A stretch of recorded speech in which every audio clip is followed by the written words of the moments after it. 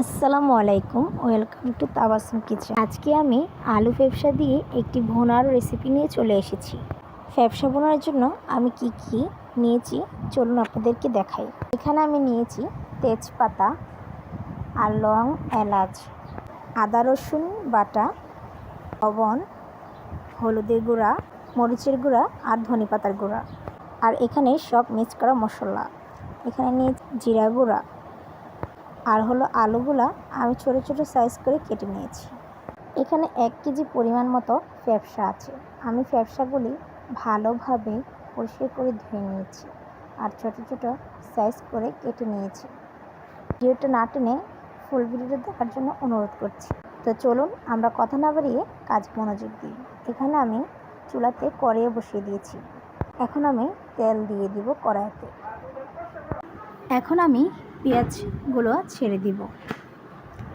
ভালোভাবে পেঁয়াজগুলো আমি নাড়াচাড়া করে নেব। এখন দিয়ে দিব তেজপাতা আর লং, এলাচ।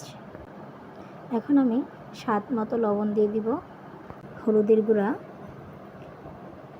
মরিচের গুঁড়া। ভালোভাবে আমি মরিচের ফাঁকিগুলা পেঁয়াজের সাথে মিলিয়ে নেব।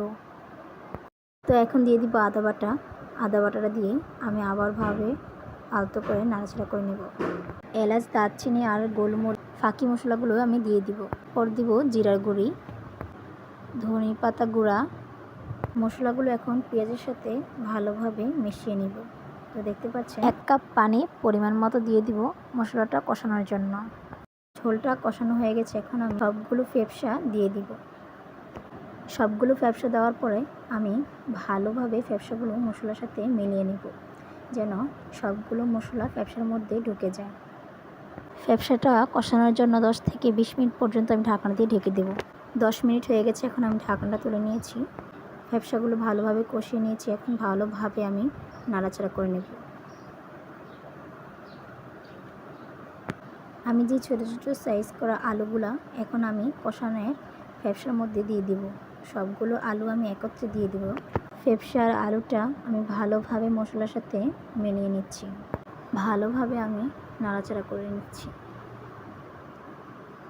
তো এখন আমি ফ্লেভারের জন্য কয়েকটা কাঁচামরিচ দিয়ে দিব। ভালো একটি ফ্লেভার আসবে। তো এখন আমি 1 মগ পরিমাণ পানি দিয়ে দিব। এখন আমি নাড়াচাড়া করে নেব। তারপর চুলার গ্যাসটা আমি লো করে দিব, যেন আলু আর ফ্যাপসাটা ভালোভাবে সিদ্ধ হয়ে আসে। এখন আমার আলু আর ফ্যাপসাটা সিদ্ধ হয়ে এসেছে। এখন আমি আলতো করে ভালোভাবে একটু নাড়াচাড়া দিয়ে নিব, যেন ঝোলটা শুকিয়ে আসে। এখন আমি আপনাদেরকে পরিবেশন করে দেখাবো। আমি সবগুলো ফ্যাপসা একটা বাটিতে নিয়ে নিয়েছি। তো আশা করি আমার ভিডিওটা আপনাদের ভালো লেগেছে। যে যেখান থেকে দেখছেন সবাই লাইক, কমেন্ট, শেয়ার, সাবস্ক্রাইব করবেন। ভালো থাকবেন, সুস্থ থাকবেন। আল্লাহ হাফেজ।